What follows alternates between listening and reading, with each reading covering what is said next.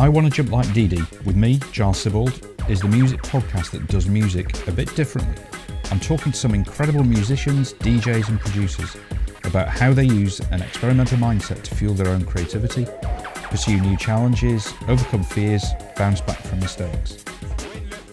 Bahar Canca moved to London in the mid-1990s to study media, and from there sort of pretty much became fascinated with the diversity of the electronica clubbing scene in London. And immersing yourself in this environment allowed, her friendships to grow, and through, house sharing, hanging out with DJs, she started to take up DJing as her own hobby. And from there to promoting club nights, and then set up her own record label, which is SubBubble, and is now one of the leading psy-trance DJs. She's also the founder and creative genius behind Boutique, which is an electronica music festival that looks absolutely spectacular. I've never been, but I'm going to put that on my bucket list, with DJs such as Gaudi, Shane Goby, Aphid Moon, and System 7, which is Steve Hillage and Miket Giraudi's electronica outfits, both of whom are formerly of Gong. So anyway, I'm going to stop pretending knowing what I'm talking about and introduce you to Bahar, and we can have a chat. Bahar, welcome. Thanks so much for coming on. Oh, thanks for having me. No, at all. So we were just saying you just moved back to Antalya. You're in Antalya now. Yes, I did. Like during the pandemic, we kind of like as a family made the decision, like we should live somewhere a bit more nature and better weather. And I'm very much attached to London person. I lived in London 26 years, like London itself, and I never felt like I would move away. But I thought, like maybe I'll give it a try. It's just a flight away, and I can always come and go. So. Yeah, here I am in Antalya. It's a sunny place. How are you finding it? Sort of being, kind of like away from the city and like you say, back to nature? Because I think a lot of people are probably sort of feeling the same. Yeah, I think the pandemic caused a lot in people, and which is kind of, I like that because I think we are part of the nature, and we somehow humanity separate themselves, and then.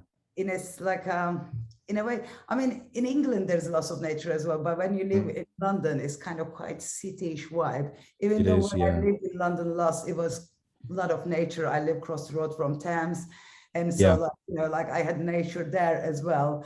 But I think it's the fact that here is like sunnier. It's actually, you get the sun drunk, a lot of things can go wrong here as well. And a lot of things are not right here as well. But the sunshine makes up to you, and you go like, oh, it's such a good day. It doesn't matter what's happening. It's just a sunny day. So I think that's the deciding factor of being in Antalya, the sunshine.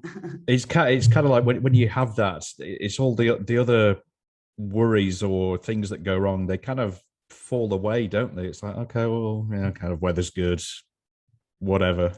Yeah, easily. You like a sun have that effect on people, definitely. Yeah.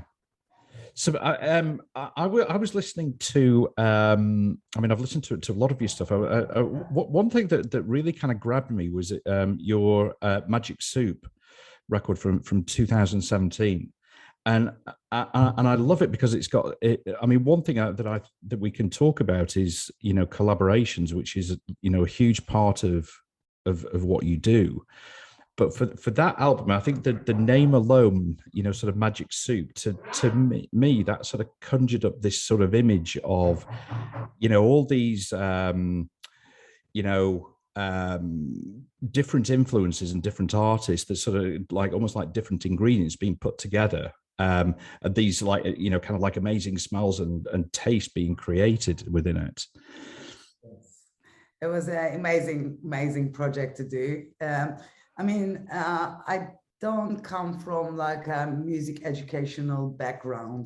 I come like, as you said in my intro, like I studied filmmaking, and then I did some course in music, and then my music education mainly starts with making music with friends and learning from them, because that was the greatest, like sitting in the studio and just like literally when I started 2010, there was Matt Williams, my dear friend. We were like 9 to 5 in the studio, Monday to Friday, making music, and I learned a lot. And then, you know, I always loved collaborating. I love recording live musicians. My sister is a musician, so like I have access to musicians all around me. And I love like when I find a good musician, we're like, oh, come to my studio, we'll do something. Like do something. Yeah, let's record you, and then we'll put a track together. And then also when I hear like, you know, obviously in the scene, like a lot of talented producers, I always go like, oh, let's make a track together, like that, like you will hear that. So Magic Soup is basically the concept of the album is like each track has a live instrument recorded, like a musician, and it's collaboration with another producer. So kind of like throwing, that's why it's called Magic Soup, because I have actually a magic soup that I make weekly in my house. Oh, wow. And this soup is like, you just take like, open your fridge, and this is the recipe I'm telling you now. Oh, brilliant. Brilliant. And like take anything, just go like, oh, okay, I didn't use this carrots, I didn't use this onions. They are looking a little sad. Let's put them all in the pot and put some water, a little bit of spices, if you want some butter or whatever, or oil or nothing, you know, and just blend it in, and it always tastes good. I even put like some odd vegetables in, and it always works, because if you put a lot of good stuff in something, the outcome is going to be good, but it's just going to be surprising as well, because every time I make the magic soup, you just taste it and it tastes different, because this time it's you had like, you know, celery or whatever that is, you know, like, so it's never the same. So the whole thing is like basically collaborating with like, and also there was another concept with it, was each track has to be influenced by old Turkish music, because that was my background. So like then sending old Turkish songs to like people like System 7, like Steve Village and Bikuet, and, you know, like, and then asking what do you like in there, and then they pick one, and then we kind of work on that, and we record, obviously with Steve and Bikuet, we record Steve doing the guitar, but some other collaboration that with Jeom, I recorded my sister playing clarinet, and then I have a saxophone player friend that is quite amazing. I recorded him. So each track had a different musician and a collaborator with a Turkish influence. So it's So it reminds me. I remember there was I can't remember where it was, but there was a restaurant. And they didn't have a menu, and but they would basically kind of create dishes based on what ingredients they had in their kitchen. So it was kind of like this sort of creative thing where you didn't know what you were going to get. And I guess that you know, kind of like with what you were saying, you just have the only kind of, I guess, boundary is that there must be, you know, there's a sort of Turkish traditional music influence. The rest is kind of open. Yes, open. And also, you know, if you want to do a project like that, you can't be a control freak. I'm not a control freak. I'm kind of go with the flow person. So like I go with the flow and then the result is never what I was guessing that's gonna happen. But it's even that is every kind of like any track I make, any album I make, it's like the result is never what I'm guessing somehow. So it always evolves into something that, okay, it's actually good. It's not what I thought it would be, but it's good. So that's what it is, you know, like, and I think like life is like that. I think we all need to live our lives like this, in change with the currents and things happening, adapt ourselves to the situation and to the people, to the collaborators of our lives, which we have, like our kids, our partners, our friends, and people, work colleagues that we work with. If we kind of like dance with the situation more, then the results are greater, I believe. Yeah, that's really interesting. That so, do you go in with you know, any expectations of or at least if you do, are you're not tied to them, so you're not thinking this is what I want to achieve. You just kind of like, let's see what happens. I'm more, let's see what happens. And the people that I was making music, they're so talented. And like, oh my God, I'm making music with you. It's just so good. I went to, like, I went to Barcelona to, like, amazing artist. His psy-trance name is Mechanimal, but he also does all my mastering and mixing as well, Nick. And you know, like, went there, stay in his house, and he was playing sitar. Go like, oh, let's put the star in. You know, so we did that, and it's just amazing journey. It's just having great time. Dance music is all about getting people to have a good time. I believe. You know, people go in a nightclub or in a party, they put a song on, they want to feel something, they want to detach from their daily worries and just let their hair down. And to produce that kind of music, I think you need to be in kind of a good mood, and like, you should be really having fun. And if you're like trying to like, oh, I'm achieving this goal or whatever, I'm like, I'm not a doctor, we make music, you know. I think you need to be a little more like freer, you know, like where it takes you, and enjoy, you know, enjoy doing and if you really enjoy, I've been told that when I perform as well, people will say, I don't actually like this music normally, but I like it when you play because you love it so much. I can see that you are just like smiling and dancing and be so happy. And they kind of go like, maybe I should smile and dance. And it's kind of true, isn't it? Same goes in the recording. Even they're not there when you make the music, they can feel the energy of the production in a way, you know. I think anyway. I think you're right. I think that I like that, you know, that sort of idea that, and I think it's to do with, you know, we, like, as human beings, we like connection with other human beings. And I remember in an earlier episode, I was one of my first ones, I was talking to Dave Haslam, the DJ from the one of the Hacienda DJs in Manchester from years ago. And Dave was saying that he viewed his role as a DJ to bring people together, not necessarily for him to connect with them, but for people to connect with each other who are listening and experiencing his music. But I think you're right when you say that, you know, people look at you and they see what an amazing time you're having doing it and smiling and really loving it. It helps that connection. It's very infectious, isn't it? Yes, definitely. And I definitely agree with Dave. Actually, my getting into playing music, when I was my graduation movie, not the graduation, after I graduate, I wanted to make a project about DJs. And I made a documentary. So I was like going in the clubs, and I was talking with the people in the dance floor, talking with the DJs.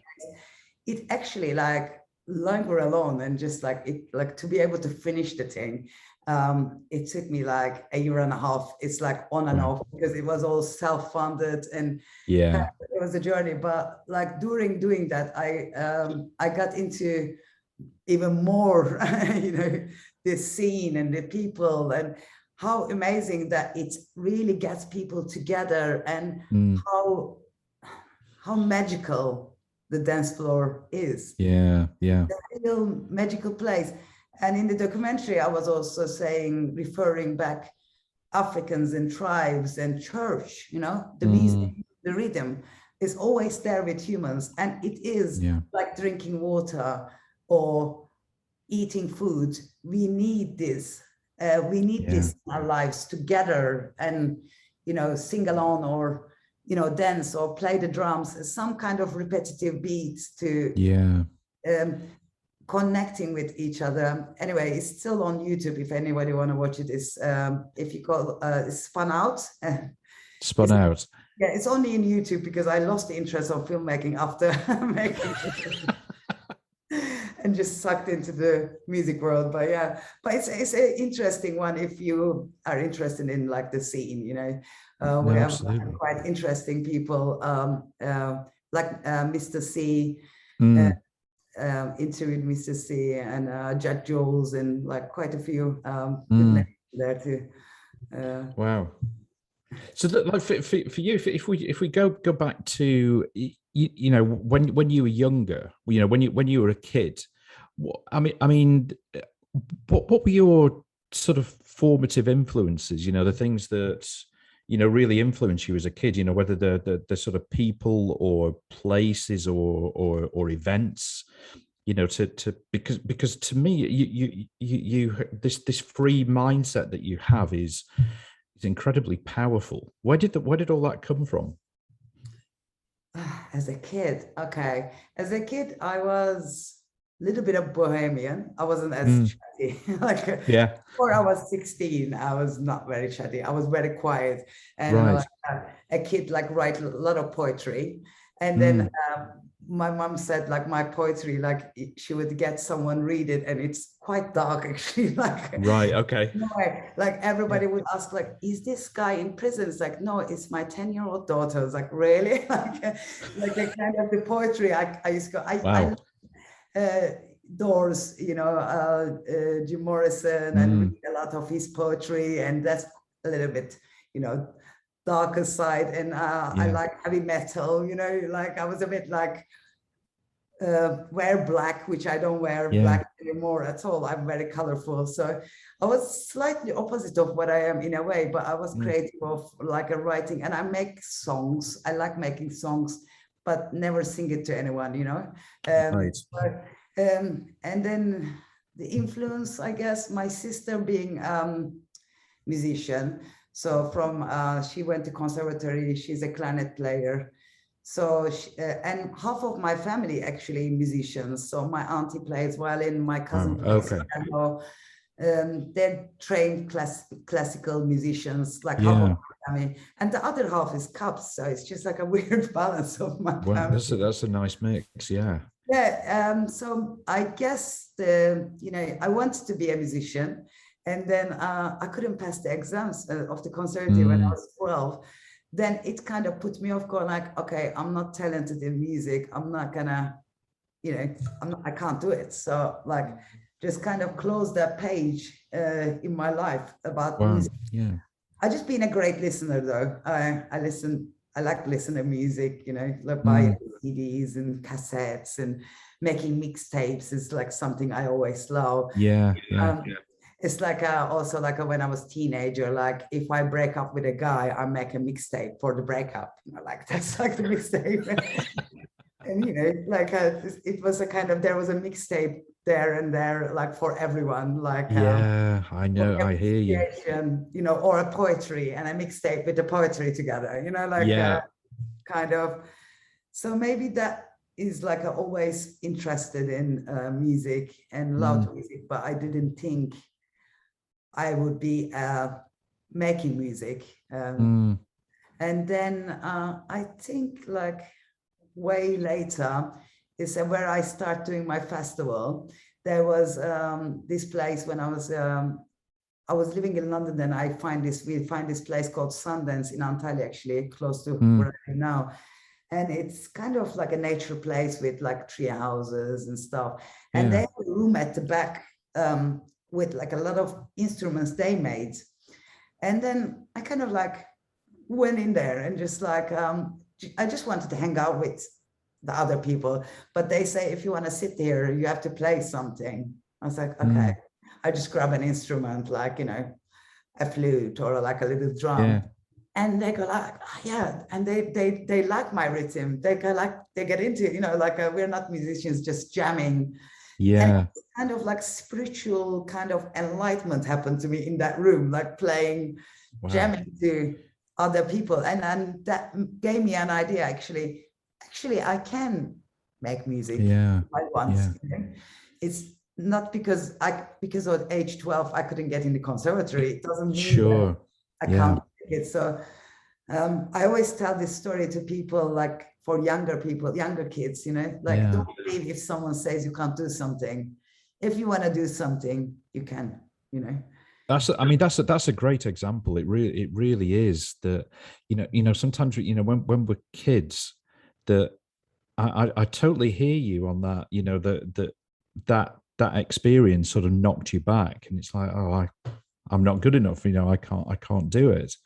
But the reality is that, for whatever reason, you didn't get in, but the talent and your ability is still there, you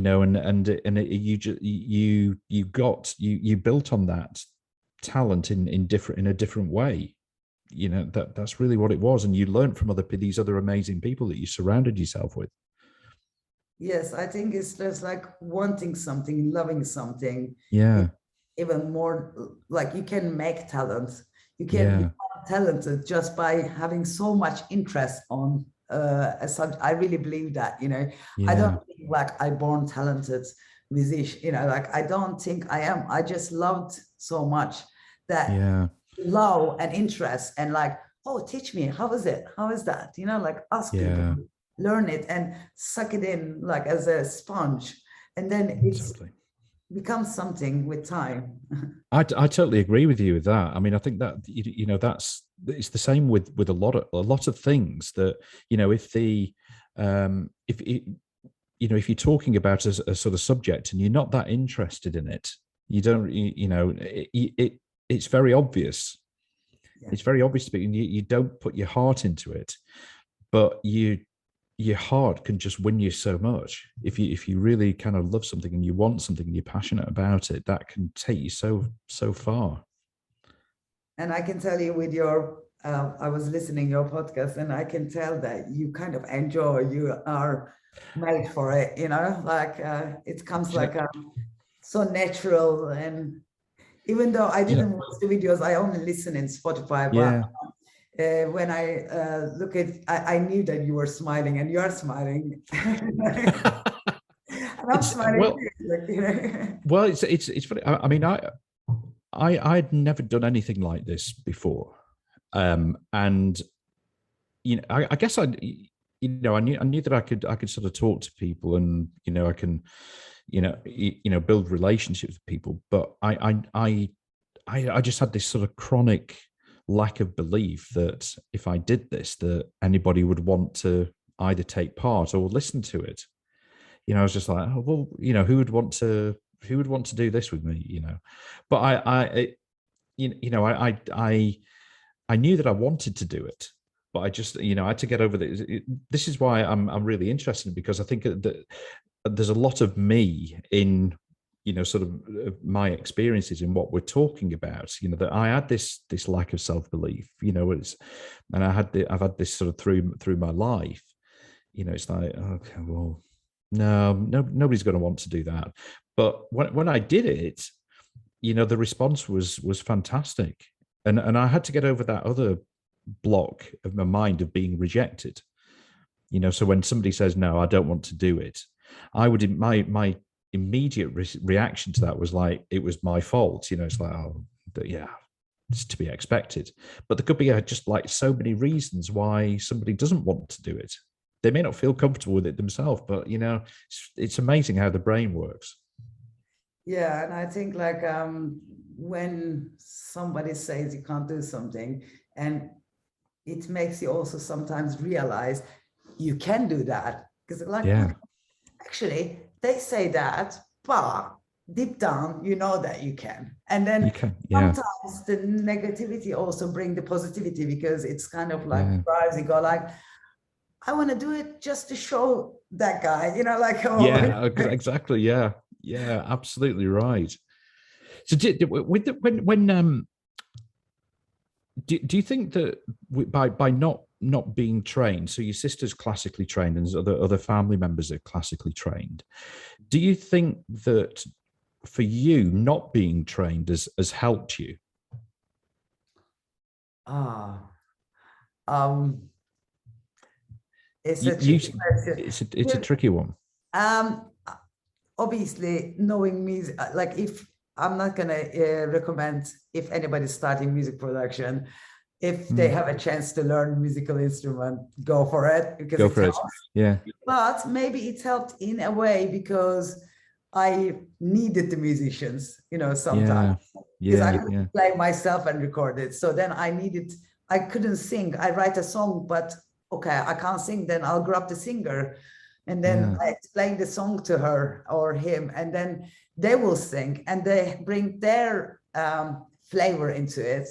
It's never the way I kind of like, they made it better always. So in a way, it's helped me to be more open to like what is missing in you. It helps you to get others involved into the project because I see everything is a project, So in the project, even it's like a one track, go like, okay, I really feel like I want some vocals in this, and then I'll think like, oh, which are the vocals I know, and I'll make a phone call, and then that person will come, but they won't only do what I ask them to do. They always do some more. They bring some more into it, and I think that is make my project better for sure. Yeah, I guess sorry, go on.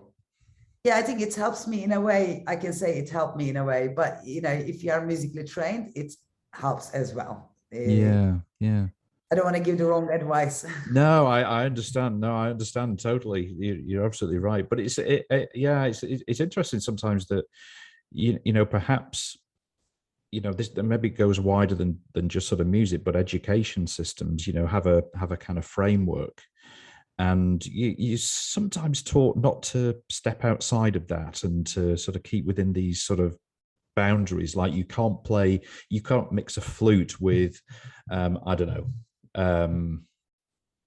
like an electric guitar or a bass guitar. Okay, well, maybe you can. That's kind of like the excitement of trying it out. Yeah, definitely. And I'm the person that, for example, a lot of my production friends on psy-trance, they go like, psy-trance and vocals? No. No. A lot of people also dance with it. They're like, psy-trance and vocals? No. What did I do in my first album? It was called Psy Project. I work with Özlem, who's like a Turkish pop star. And we made vocal psy-trance album. And I'm very proud. I love it. We had great reaction. Like it's some work that I'm so glad I did it. And it worked. We made it work. It was hard to make it work. I have to accept. If people say if it doesn't work, it means it is hard to get it right, but it doesn't mean it's impossible. And I like mixing things, mixing genres in my set, mixing styles. If people say, oh no, that wouldn't work, I'll go for it, but it will be a bumpy road. Like you have to bear that in mind. If you're going against everyone, it will be a bumpy road to get it right, but you can. I believe that you can. It was interesting. I'm glad you've mentioned that one because I saw that you collaborated with Özlem, and so I listened to her. I wasn't familiar with her, but I listened to her music on her own. And like you say, she's kind of like sort of pop rock, and I thought, okay, this will be interesting. See how this particular collaboration works. But you're right; it absolutely works. It absolutely works. Yeah, it's just like I'm full with ideas, I can tell. And then I am the person just like if I think that's a great idea and I'll see it through. So we were in Sonica Festival in Italy, not in Italy, in Montenegro actually. It's Italian festival, but they did 1 year in Montenegro. Right. And then I was DJing there, and Özlem is like my sister's best friend. So my sister and Özlem came to support me and hang out in the festival with me. So there we kind of going like, I'm kind of like maybe as I do like with any musician, maybe we should do something together to her. Yeah, obviously. yeah. And then Gaudi was playing in an alternative stage. Yeah. And then she was like, he was doing his show, like he was standing on the thing and like, you know, he goes crazy. He's amazing on stage. Yeah, and yeah. As I'm talking to her, we should, and then she said, he's really good. Let's do something like that. But I said, that's cool, but it has to be psy-trance because that's what I'm doing right now. Then, you know, like a combination of all that is that project. Like, yeah. So yeah, it comes like this. But yeah, it was great to work. Like she's super experienced again. Like Yeah. Yeah, the musician. So yeah, it was great to do that. How do you find it? You know, with you know, working with you know, different people, so many different collaborators. You've got lots of different personalities, and you know, within those sort of individuals, they have their own strengths and weaknesses. You know, how do you manage that? You know, kind of like yourself. You know, I mean, it's you know, managing people. And managing is not the right word, but you know, learning how to or getting the best out of people is one of the most important, but sometimes one of the most difficult things to do. Yeah, I kind of like generally like make a preparation, do a lot of preparation before I kind of collaborate with someone. So because on the dot, like sometimes I don't like, and also if they are more experienced than me, I can be like, oh, okay, shall I say this? Like I can be, and also I don't want to break the flow. So I send them lots of stuff before I actually, like I kind of decide the tempo, the BPM of the track, or I can advise actually for anybody collaborating. It's a good method that I come up with, not I come up with, but the way I do it. It's kind of like I make, we decide with a collaborator, what's the BPM and the key of the track.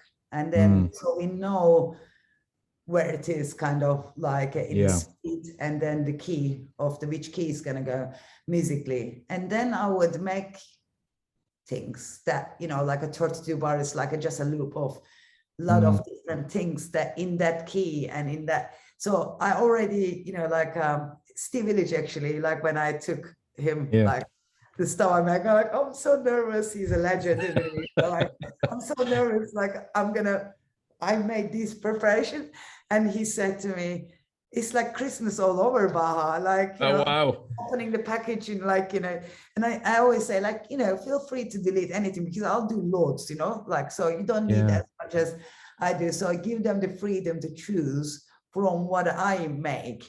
And then there is like a good start. And then like sometimes also you have to let people, like, you can see that they're in the zone. And even if you have ideas, like I take a pen and paper and go like, write down my ideas. Don't break the flow of them because they're doing something. They're doing something. Doing something.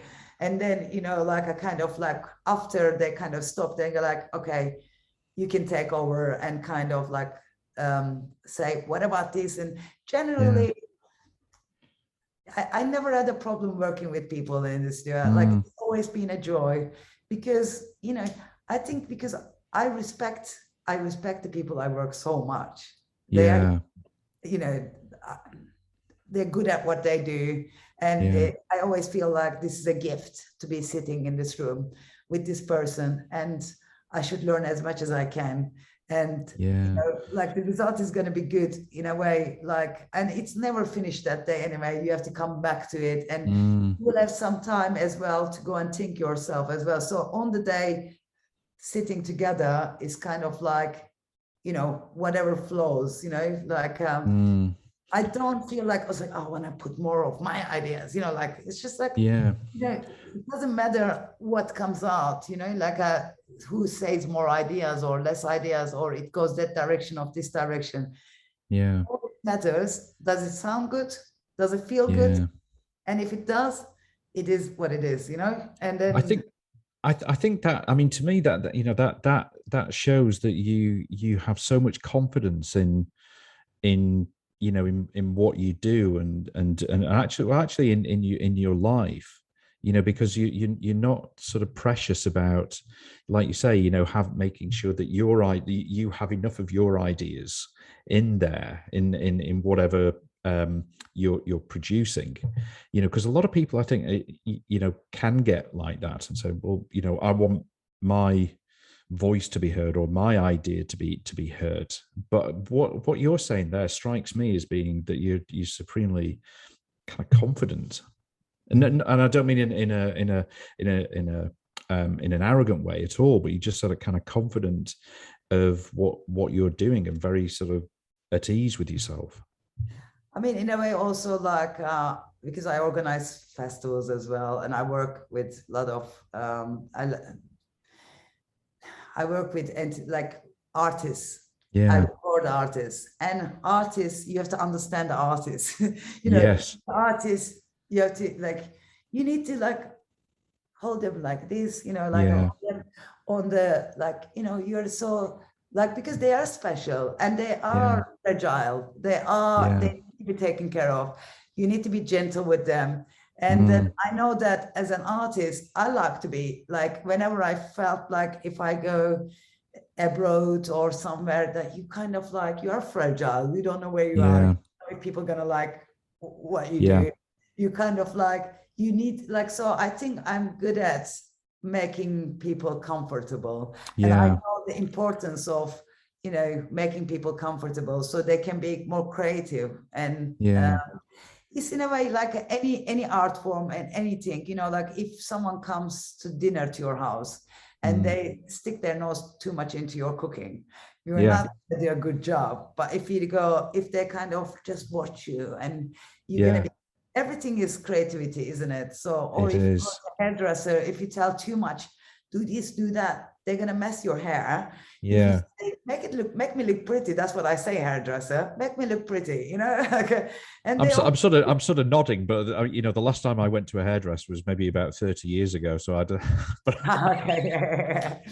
But that kind of thing, you know, yeah. let people be creative, give them the space to be Yeah. creative, and trust in their creativity in a way. Yeah. Um, I, I really like what you're saying, because I think what you know, one thing that is really important for, you know, kind of like how we live today, and you know, it's really sort of difficult in the world getting things done. You know, just seems it's a lot more sort of complex, and I think one of the most important kind of things to have is like a high level of emotional intelligence, you know, and that kind of part of that is that sort of empathy and understanding what other people are feeling or sort of going through.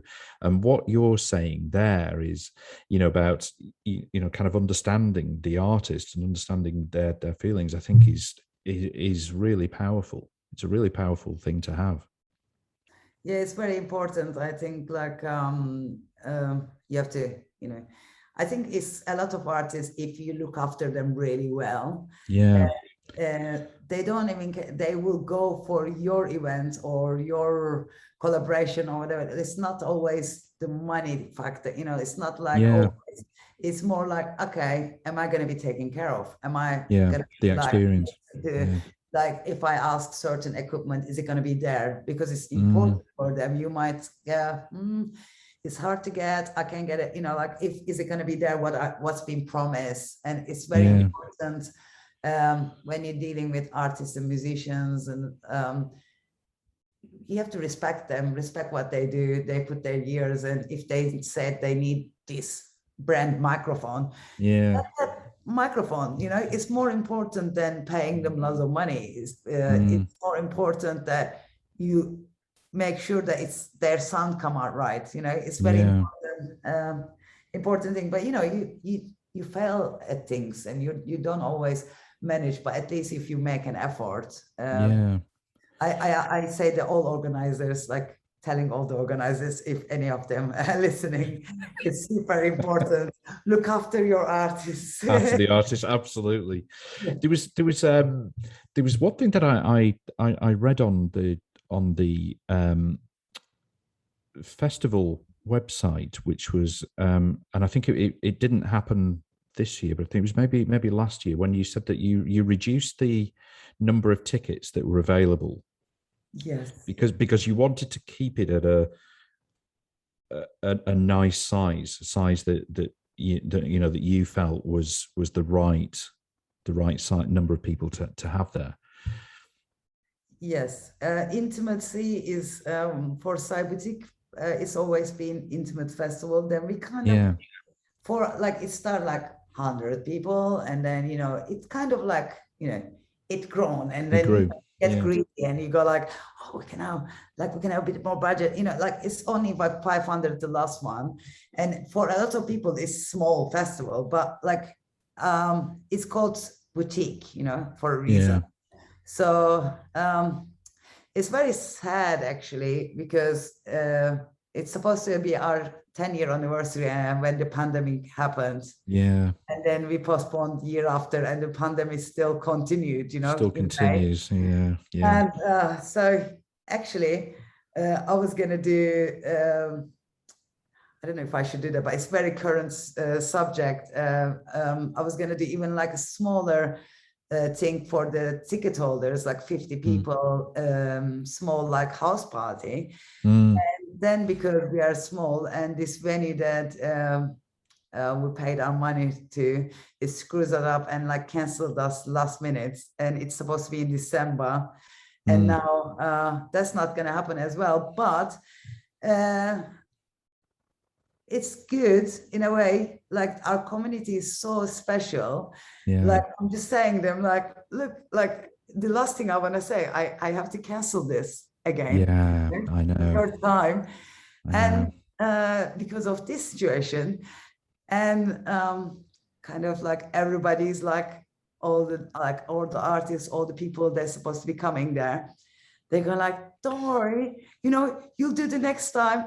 And like, and if we are out of pocket bar, if they don't give your money back, we collect between us. I was kind of like, oh my God, this is like so special, priceless. You're right. I mean, it's what you're talking about there was sort of very reminiscent of what happened with Youth, in his Space Mountain Festival in Granada. And he's had to cancel that, I think, twice now, and I think now it's going to happen in May next year. And he did exactly that you said. He said, for those ticket holders that are still want to come or that are in the region, I'm going to open up my house to a party. He did that, but the tickets for the festival are carried forward to May next year. And it's the response he had was very similar to what you had, which says that community really values what you're doing. Yes, it's amazing. It's so valuable. So fortunate to have such amazing crowd of people like supporting. It's super special, and I think music does bring people together, and then it's definitely brought us together. And I really feel like very lucky to be a part of. I actually, talking about trying to keep the festival at the same size, so that you don't lose any of the the ambience of the and meaning of the festival. I like that because we're in a world where so much of it is about growing bigger and doing it, and it's like, okay, but why does it all need to be about being bigger? Yes, bigger isn't better. It's definitely, I definitely agree, and just like like keeping it small, even making it smaller. That's what we're kind of aiming for. And then the last time, anyway, when it happens, like whenever it happens, hopefully next year. But it's actually, I realize when things get bigger, it gets a little out of hand as well. It kind of it can lose its essence a little bit. It becomes like everything else. Then it's just such a small, intimate thing. And then, like then all of a sudden you don't know everybody. Like, who's that? It's okay to have more people in there, but in a small crowd, you kind of, a new person comes and like, they know everybody in like seconds. And then in a big place, you can be just like a loner, like floating in the crowd, because same as like in London, you can be alone in such a crowded city because it's too many people and too much happening. And then like smaller places, everybody knows each other. So it's the same logic goes with the cybertic. I think I like to keep it small and going, because big things, there are many big things that, you can go. Anyway, so we'll keep it small. And then who wants to have a small thing, and we like our comforts, we like beds and, bungalows and, like showers, hot showers, and, more people, hot shower run out, like. It's not going to be easy to do all that, is it, with a big crowd? Definitely not. Like, I don't like a traditional festival toilet. It's not for us. So, it's not for you, that. No. You can keep it more clean and there's benefits.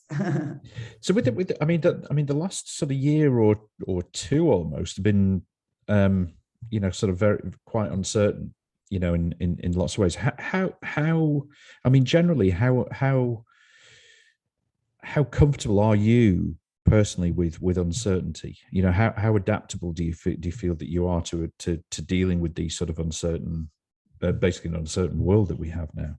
Oh my God, life is teaching us all our lessons. And me, just like, I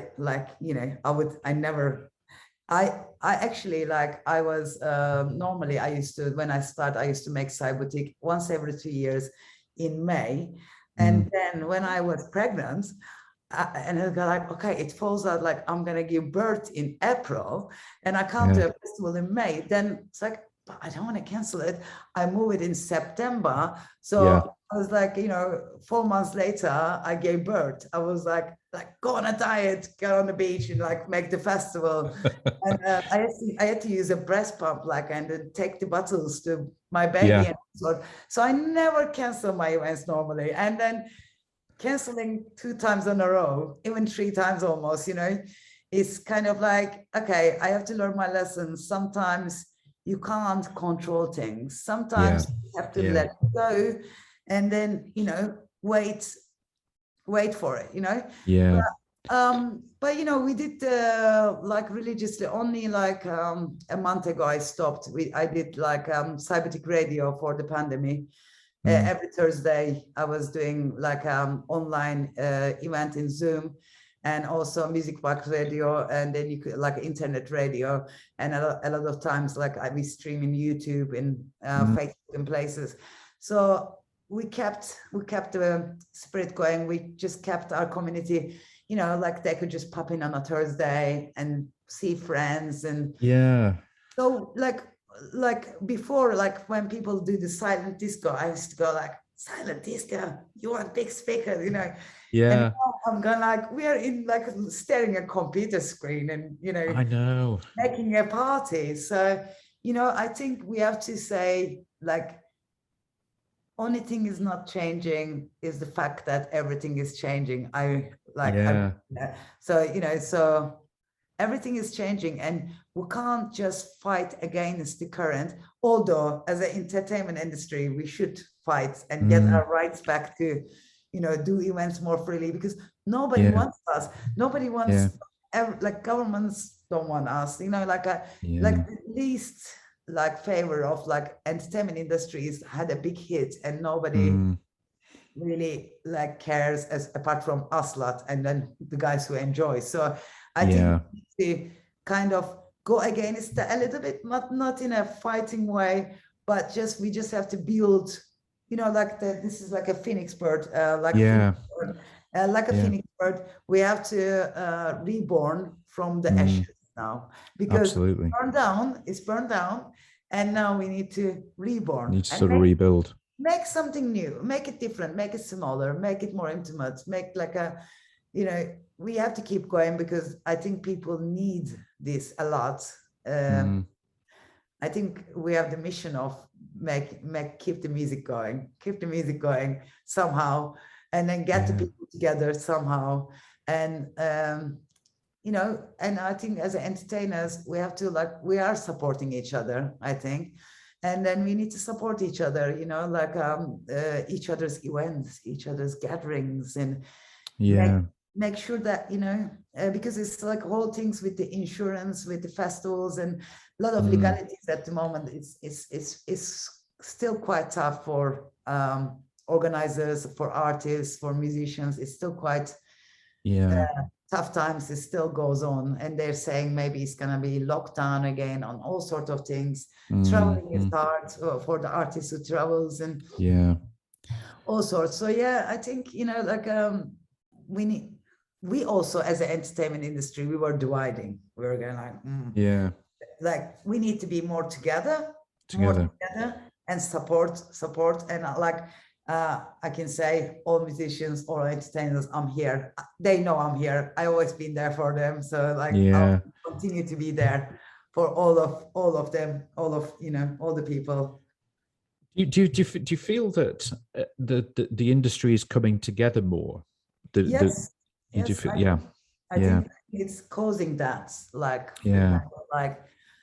we kind of like we've gone through the tough times. You know, when there's a war, people get together more. When there's a like illness, people get together more. When it's everything is great, you kind of like separate and become more individuals. So yeah, I think we are getting more. I think you're right. I mean, you know, I think that this has caused the, you know, sort of inequality in so many parts of our lives and society. It's highlighted those differences so much, and it's you know, it's going to be the same in the music industry. You know, that and almost, you know, I really hope that it kind of brings people together when you realize that, you know, music has to be created for everybody, not just and by everybody, not just for a few, which is what has been happening. So maybe, I hope that, you know, people come together and the industry comes together and sort of create this almost like you say, rebuild. Yeah, you know, with it, we don't have a choice. We don't have a, you know, like I think humanity doesn't have a choice to be more with the nature and feel, and humanity all together. We don't have a choice then getting together, not just with the people, with the nature, with organizations. Like we just need to connect, like a more connection. And I think this connecting from everything, it's made us realize we are actually all connected. We just like not using that, and we need each other. You know? We need each other. I think that's a really good point. You know, that we are connected, but we sometimes lose sight of it, and we become, you know, too introspective. We think about ourselves, and you know, I think, you know, what you're doing, you know, in your creativity, you know, kind of, and with the festival is about, you know, kind of bringing people together and allowing, you know, ideas to, you know, giving them those ideas and people the right environment for them to, you know, to do what they do best. Yes, and we are human species. They are like auto, you know, we're not supposed to be like sitting by ourselves in our houses, really. Hopefully it never happen again. It was crazy. And I think like people gone a bit loopy, I think. All of us, we lost some things, but we gained something. So hopefully we don't forget that experience, and, you know, we'll make something different. We make things we need to things a little bit different than before. And everybody can speak for themselves for this, you know. Do you feel that, you know, as the years go by, as you become, you know, as your experience in this grows, as you get older, that you take more risks or less risks about the same? You know, how do you view that? You know, because I you know, some people, I think, you know, take less risks as they get older. I think definitely I don't know how to say it without swearing. Can I swear? No, you can swear. It's there's been lots of swearing going on. We just haven't sworn yet, so let's break you the don't give a shit. Yeah. You don't give a shit. Like, more like you do whatever you want, you know, you don't give a shit. Yeah. You realize you don't have time to waste. And you go like, okay, I don't want to waste my time. I do what I want. And, you know, like how I want it. And I don't care what people say or think, you know, as you're younger, you're kind of like more care about, what the people say. And, you know, like as I grow older, like I do what I like to do, and it doesn't matter. It doesn't matter. Did you? Like I'm playing different. I play like different kinds of music as well.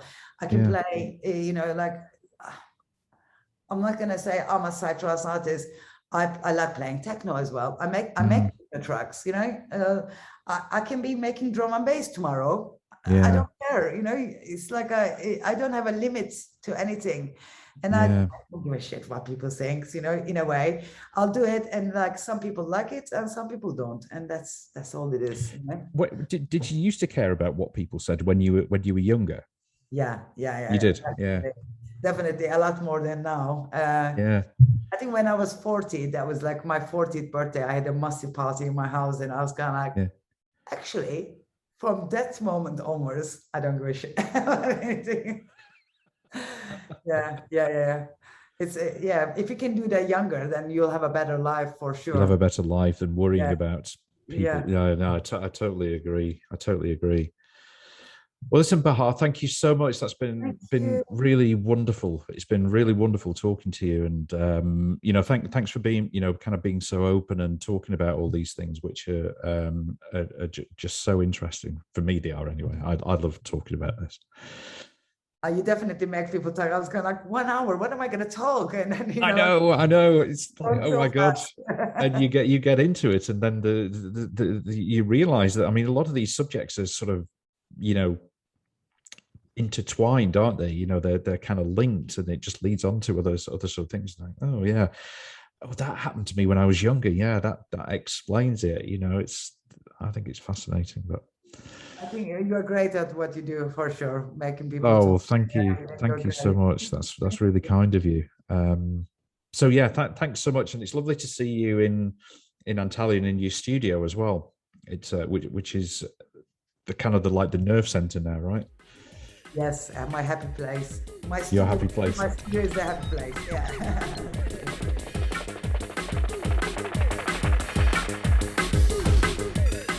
Thanks for listening to the show, and I really hope that you enjoyed it and that you'll tune in for the next episode. In the meantime, it would be really awesome if you could rate and review the show, and also share it with any friends who you think might enjoy it.